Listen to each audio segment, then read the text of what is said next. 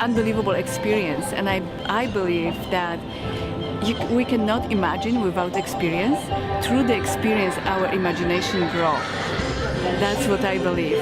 And because we are providing them with such a rich experience, they can enter deep level. I see it as an experience that is really going to happen by itself, and I'm not going to be the one looking for it. I think anything that I get out of it will be worthwhile. I mean, I don't really know what to expect at all, so it's exciting. I don't know, this light, I don't know if that's the right word, but feeling like everything's just come off my shoulders.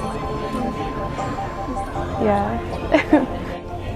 Not nervous, but I'm excited to just talk to some monks and see like how they've been living their life, because I know it'll be a whole lot different from the way I've been living mine. I remember first landing there.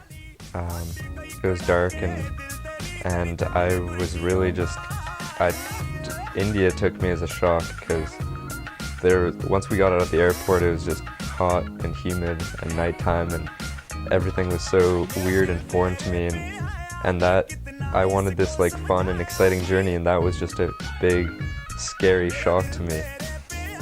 And then the next morning it was just so beautiful, and all those like worrisome thoughts that I had totally went away. It was really cool, just that first like seeing of everything that was there.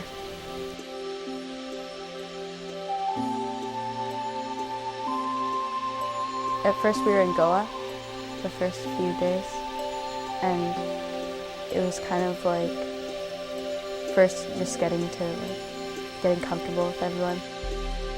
We basically just enjoyed ourselves there, hit the beaches, and really didn't do as much soul searching as we had the rest of the trip, but To the market, and there's so many people there. Like it was almost impossible to walk without getting touched by someone. And that was like, for first experience, it was really overwhelming because there's so many people and so much stuff and so much. And then we left Goa and went on this long adventure through India, which was really nice because we were able to see all of the beautiful landscape and the people and just the lifestyle that's so different from what I'm used to here. At one point, we stopped in this little town, but they had like nothing. We were walking, it was like down this little dirt trail, and like I look over and there's like chickens next to me, and there's like, I had to pee in a hole. And I was like, after that I was like, yeah, we're really lucky. Once we got to the monastery, that was the big change, I think, because by that point we'd all known each other very well, and the people there were different than anybody else I'd ever met before. They had a sort of mindset that I'd love to see here in people. They just wanted the best for anybody and everybody in their whole community. They wanted to help. I think that was one of the many experiences on the trip that made me a lot more grateful for what I have. The next day we started going to the teachings with the Dalai Lama, and the first day I was like, okay, I'm really gonna listen. Like, I'm gonna have my headphones in, I'm gonna soak this all up. I really wanna learn stuff. Like, I wanna come back like a changed person. I wanna learn so much. And like, I thought when we first went there, we didn't have the passes or whatever to go inside, so we were just like outside the monastery. And I was like, oh, well, I thought we were gonna be in there, but it's okay. Out here's cool too. And then we kind of had to evacuate the monastery. We got kicked out of the settlement, we all got called down to the eating place. Apparently at 9 a.m. the police will be coming to raid the monastery and take us to prison. Off we go. Guess we're meant to take another little trip. We're meant to see Hubli, and then hopefully we'll wait a couple days to get our clearance and come back. It was scary, but really exciting. It was that feeling of not knowing what's going to happen. And in that process, I was not even scared. I was excited. I was happy to see something else, see a change, because we'd been at the monastery for a while. And I thought that there would be another phase where I would just see more of India and the trip would get even more exciting. But then we all got our passes, which was good. It was good. We all went back to the monastery, and we were all in the taxi cabs going back. When we left Hubli, I think there was a little kind of sense of disappointment in the group. I think we were all kind of excited about the unknown and having a surprise little trip and going to Hubli. But when we arrived back, that all fell away when we saw the monks, and they came to us and they said, you're home, you came back, and they were so happy to have us back.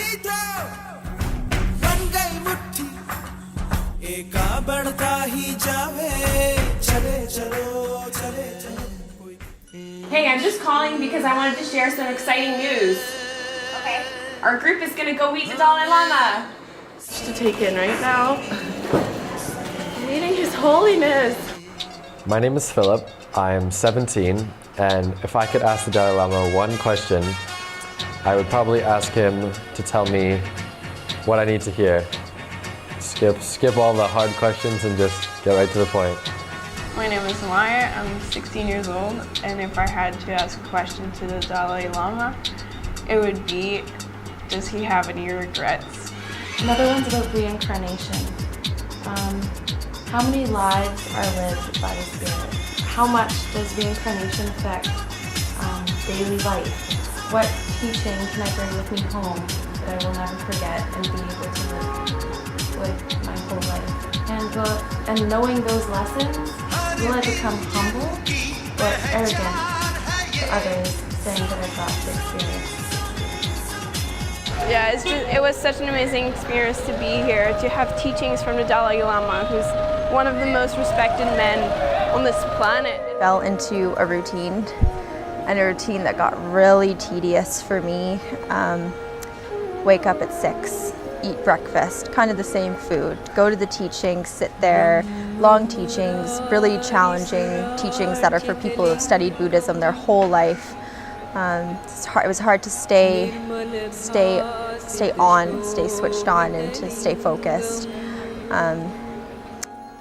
I don't know how much I can say that I learned from the Dalai Lama. What I overall learned most was from the whole experience as a whole.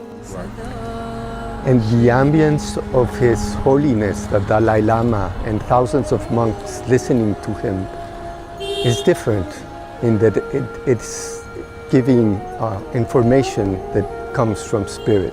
And even though you don't know the language and don't understand the information, the ambience that is created motivates people to continue or to intensify their spiritual work. We could say there's a spiritual energy in that state, and this is a Pacific energy. It is noble, and it must have impact on you somehow. And it stays in your heart, and sooner or later it will take you to take important steps in your life. Teens need to explore new cultures, new information. So this space is a place that can be visited to inspire our teens. The chanting, it vibrates you, and it gets into you, and it's just very cool to be in the whole presence of it all.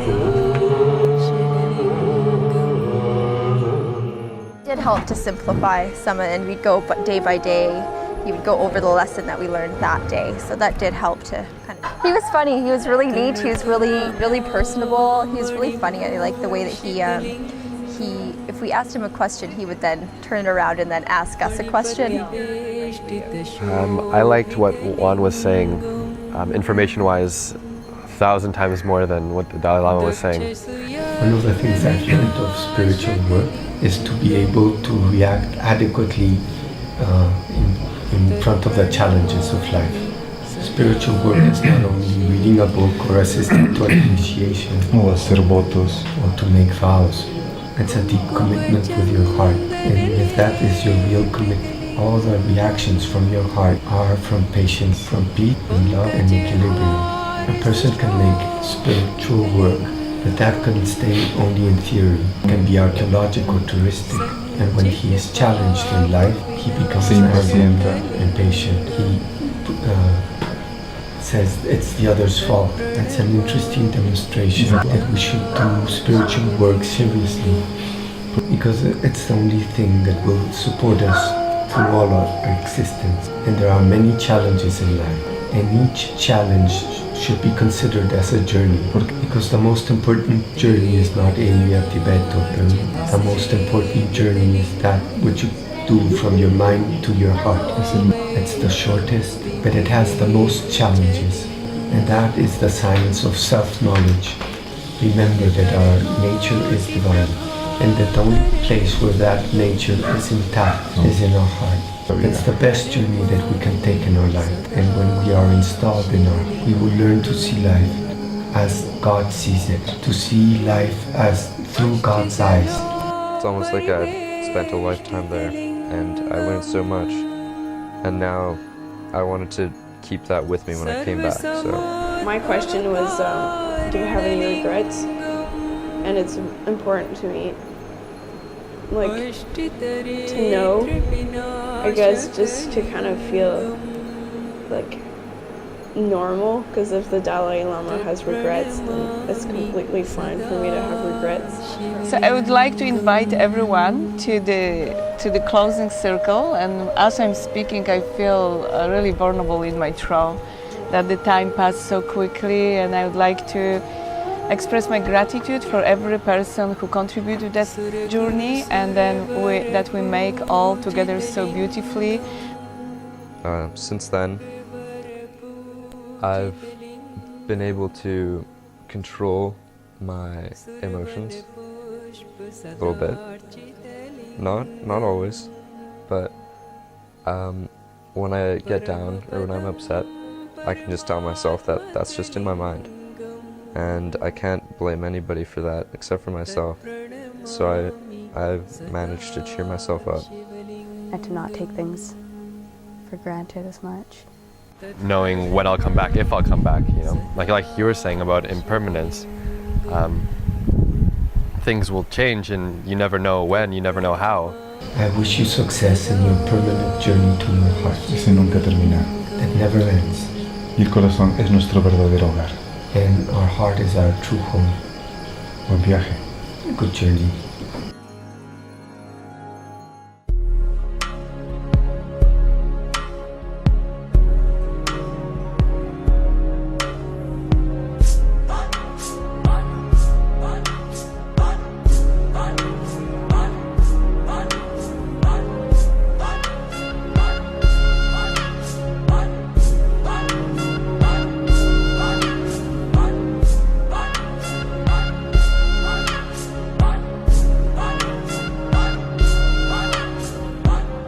ये जो देश है तेरा स्वदेश है तेरा तुझे है पुकारा